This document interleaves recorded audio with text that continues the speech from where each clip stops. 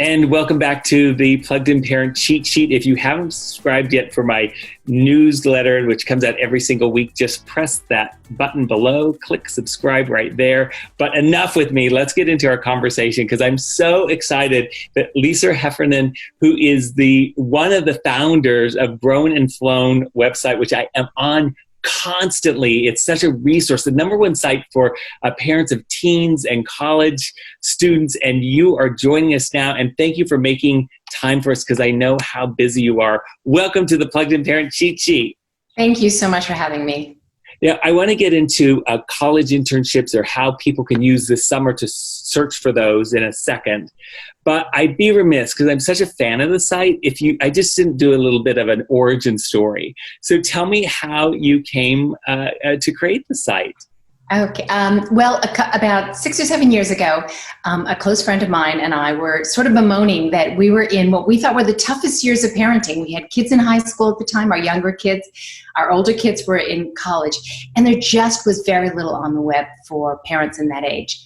There was a lot of stuff if your kids were little, a lot of great information, a lot of places to meet with other parents, a lot of places to talk about the issues, but not a lot once your kids sort of cross the barrier into 14, 15, 16, those kind of ages. So we created it. And at first it was a little bit our story, but we've got 5 kids between our 2 families, and that's just not enough to cover all the issues that go on with teens and young adults. So we asked people to start writing for us, and now we have 600 writers on the site.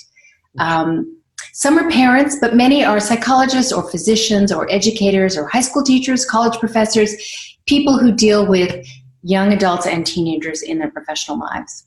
Well, and it's not for nothing. You write for the New York Times and Washington Post. I've seen you in Forbes and the Atlantic, and you are such an established writer. And the book, oh my gosh, Grown and Flown, the book. Oh, you have it right there. I have a copy.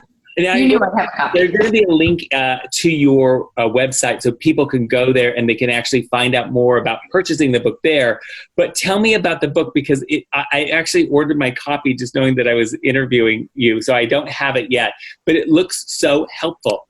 Oh, thank you. It's very much a resource book. So this is not a book you're going to pick up and read cover to cover and can't put it down. And this is a book you're going to dip in and out of. There are sections on what you send your kid to, what sort of pharmacological things, if you're going to put a first aid kit together and send your kid off to college, what do you need from a pharmacist, to stuff from college professors about how you think about grades and happiness and help your kid make that transition. And what do you do when they tell you that they're very unhappy, and how you can support them, but very much let them be on their own. So there's chapters on health and happiness. There's chapters on letting go. There's chapters on your family and how to keep your family close as you start to separate. So it's sort of a resource book that we hope people will keep by the side of their bed and dip into from time to time. And I'm doing this special issue on sort of reinventing summer. I was looking because we were planning summer vacations and we were planning summer camp, and all those things are out the window. My son's 12, but for older kids especially, where they're looking at internships, I saw your New York Times piece, and that was really interesting. I want to start, if we may, with Morgan Peterson's story, who is how you start the piece, because I think that really puts it in sort of in context of what a lot of people are dealing with. So Morgan wrote to us. She's a college student. She was studying overseas in London. She was studying fashion, the business of fashion, not designing dresses, but the business side. And she was hoping to spend the summer in London. She was interviewing for internships.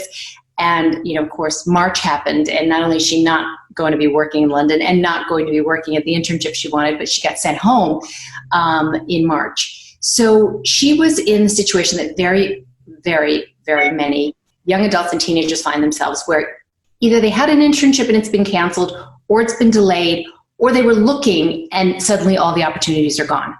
Right. So I would say the 15 to 25-year-old group is in real trouble at the moment in terms of finding internships. And she had some great, great suggestions. I mean, she used social media in a really constructive way. And I can just tell you quickly the story. She wanted to work around, again, the business of fashion. So she found some local brands. She lives in North Carolina, who had very active social media pages. And she went and found who liked those Instagram pages. And she reached out to a lot of those businesses because she felt like if they liked the pages she liked, she would have an affinity with them. She offered to do anything. So if there's lessons in this moment, offer to work virtually, offer to work whatever they need. Acknowledge that companies are in a tough moment and say, how can I help? They don't want to hear a kid saying, what can you do for me? They want to hear, I know that business is really difficult right now. Is there a way I can help you with social media, PR, et cetera, any skills that you might have? So she was really successful. She got 4 internships. Well, that is such excellent advice. And I also think that that's just excellent advice for all of us in life. If I show up and say, hey, how can I be of service here rather than what you can do for me? I usually find that that's where I am able to create more successful relationship. So you put together for the New York Times these tips, and one of them is like to start looking with your school, and then also to scan job sites. Can you tell me a little bit about that? Sure. School, so colleges particularly, but even I would say many of the high schools realize the kids are in a really tough spot. And I interviewed people who work in the career counseling parts of universities. And they have gone overboard this summer in trying to find opportunities for their kids. And the way they've done it is they have reached out to their faculty, they have reached out particularly to their parents, and they've reached out to their alumni. So they've gone to their alumni who they're in close contact with and said, we got a lot of students who had their internships pulled. Do you have anything available? So they've been able to do things that a student might not be able to do. How's a student gonna email, 10,000 alumni or 20,000 alumni? So the first thing, even if you thought that your college, your career counseling center didn't have something, reach back out to them, stay in close touch with them. They are looking for jobs all the time. In addition, there are amazing websites. Some of them are well-known, like Handshake, which have incredible opportunities. LinkedIn, some of them we know, but there are more niche sites, and we can maybe put them in the comments. There are more niche sites for finding jobs and internships. But one of the things that I thought was really interesting and that I hadn't known about is what's called micro internships. Shorter internships? Shorter internships. And these can be very, very interesting, particularly to high school students. Somebody may have something they need done, a small project they need done. And when you come to them and say, I need an internship, they're thinking, I don't have 10 weeks of work for this kid. And I don't have 10 weeks of money and I'm not hiring them. But if you approach it by saying, do you have a small project I could work on? Something where I can give you value and perhaps learn something. You might find a week's work, 2 weeks worth, you string a couple of these together. Suddenly you've had some really interesting work experience and you've gotten paid. There's a great site called Parker Dewey that's focused just on this. I spoke in the article to the CEO of Parker Dewey, but more and more those are proliferating. These micro internships, a week, 2 weeks, 3 weeks, not the sort of 10-week summer experience. Right. And then there's also the other advice you have is to follow up on past leads or to look and see where some of the jobs are. Yeah. Can you tell me more about that and how we're going to be able to navigate with our kids? So one of the things that happened is students were reaching out in February and March, as you would, trying to find summer opportunities. And, the roof kind of fell in on the world as we knew it. So companies had no idea what they would need, and they had no idea what their situation would be like, whether they would be open, whether they had money, whether they could pay people. And so people who might have been interested in you, giving you an encouraging email, maybe spoken to you once or twice, showed some interest in your resume, but then said, look, we don't know what we're doing here. We're really not going to be able to offer you something at the moment. Go back to them. If they showed you any kind of encouragement, if they were interested in your resume, gave you an encouraging email, spoke to you or interviewed you, go back to them and say, I know when we spoke in March or when we emailed in March, things were a little uncertain about everything. But now here we are in June. Do you have, and then the things we talked about, do you have a week of work, 2 weeks of work? Do you have an opportunity? Can I do a small project for you? Et cetera, et cetera. So the dust is settled, and a lot of businesses are a little clearer than they were when everyone was being sent home in March and they didn't know even what their existing employees would do. So it's a chance to circle back to people who are interested in you. Now, when I think of a student like Morgan, who's very self-motivated, or I think about the type of 15 to 18 to 19, 20-year-old you'd have to be able to have the wherewithal to do that follow-up, it's someone that's very motivated. And what about, I don't think we can do this work for our kids, can we? No, we can't do it for them, but we can do it alongside them. So we can say, let's go on Indeed together and let's look at what could be out there that would be good. You could, if you're 15 years old, it's a scary, daunting thing. You've not done this before. You haven't written a resume. You've probably not applied to many jobs. We can do some of that alongside them. I'm not saying doing it for them. I'm not saying, standing in their stead. But we can't, in these adulting kind of activities that they may have never have done before, we can sit behind them and next to them and guide them through some of these. Just say, put a resume together. Here's a model of one. And then let me look at it. And we'll talk about what I think you did right, what I think you did wrong, and how we can edit it.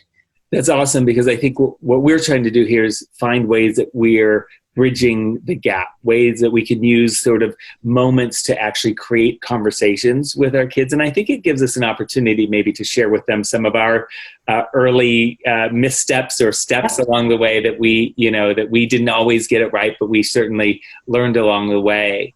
And I think also the advice that you had, which was really smart, was helping them plan for the future, right? Because around the corner, I know that, I'm a professor, among other things, at CSUN, and we'll be doing all of our classes virtually. So there will be time that students have to maybe take on an internship virtually. For many students, it may not be possible to get a virtual internship this summer. And no one is ever going to look at your resume and think, how did you not get a job the summer of 2020? It's going to be obviously clearly understood. Right. But for some students, that might be maybe flipping things a little. So take a class or two classes virtually in the summer, either at your university or take them virtually at another university if the credits are transferable, and then try and get an internship from the fall. You've got a lot more lead time between now and the fall. You've got a lot less competition between now and the fall. You can do a lot more exploring. So it may be that your work experience happens in the fall semester and some of the academic load gets moved into the summer semester. We need to be a little flexible in this moment. Going through this world of internships and how we can sort of support our kids this summer, I think I've covered most of what you had in the New York Times piece. Did I leave anything out, Lisa, that I should mention? I think the only thing is everyone I spoke to said there's a lot of need in nonprofits right now. Sometimes, obviously, they can't pay as well as for-profit companies can, but there's a lot of need in our country in this moment as we're in an economic struggle here. So that is a great place sometimes for kids to get great work experience. They need all the things that companies need, nonprofits need as well. It's just that they have found their purpose to be even more daunting at the moment. So people shouldn't forget that as an important place to look for jobs. And then, networking. I mean, asking everyone even if they don't have a job, would they spend 20 minutes on the phone talking to you about their career? One of the most important things that every single person I interviewed said, when you're in high school and when you're in college, you need to be learning about career paths. It's not just getting work experience. You need to be hearing from people like yourself and people like myself who are adults and have had decades of work or a decade of work about what got us to where we are. So that's something, spending some time exploring those things, doing 20-minute Zoom calls with people who are doing what you think you might want to do, really useful expenditure of time for kids. Yeah, that's really helpful. And I find that I'm always, and I don't think I'm an exception, I'm always willing to talk to someone, especially if they're in high school. Because when I was in high school, when I wanted to be in television, I was told it was not a possible dream. I was told, my first major in college was agriculture because I didn't have anyone who was doing what I do. So whenever I can actually sit with a kid who has a dream to produce television or do something that I've been doing, I just love to be able to sit with them, hear their dreams, and maybe throw some ideas around with them about what the next steps might be. So you're right. I think people love to do that. They love to help kids. They love to talk about what they've done. People love to talk about their lives, and they love to talk about lessons learned. And that is what is so valuable for a teenager. Lisa, thank you so much for joining us for this conversation today. I really appreciate it. I know how busy you are. Thank you so much for having me. It's been great. I'm such a fan of the Grown and Flown website. It's the #1 site for teens and college-age students. You and your partner in crime, Mary Dell Harrington, do such a great job with did you say 600 people write for you? Yeah, we have 600 writers on the site. Mm-hmm. It's amazing. No wonder your content is so rich. I appreciate it. And if you want a newsletter that comes out weekly that keeps you plugged into what your kids are plugged into, just subscribe right here to the Plugged In Parent Cheat Sheet. Lisa, thanks again for joining us. I'll talk to you soon. Thanks.